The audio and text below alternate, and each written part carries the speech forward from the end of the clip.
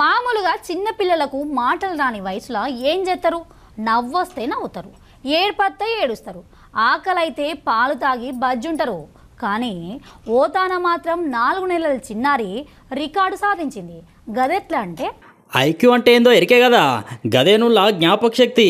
ఏదన్నా అడిగితే దాని గురించి టక్కున చెప్పాలి. ఇక ఈ రోజులల్లా గంత దిమాగ్ ఎవరికి ఉంటుంది అంటారా? చేతికున్న 5 ఏళ్ళే ఒక్క తీరుగా ఉండయి, గసంటిది అందరి తెలివి ఒక్క తీరుగానే ఉంటుందని ఎట్లా చెప్తాం చిన్న పోరగాళ్ళకైతే ఏదన్నా ఎక్కువ రోజులు యాది పెట్టుకున్నాడు జర కష్టమే.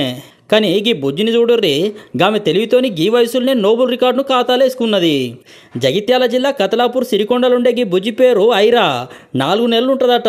చిన్నప్పటి సందే పొల్లగాళ్ళకు తెలివి నేర్పియాలని చెప్పి వాళ్ళ అమ్మ కూరగాయలు, పక్షులు, జంతువులు, పండ్లు, జాతీయ జెండాలు, దేశాల ఫోటోలు చూపించుకుంటా ఏదేందో గుర్తుపట్టేటట్టు చేసింది.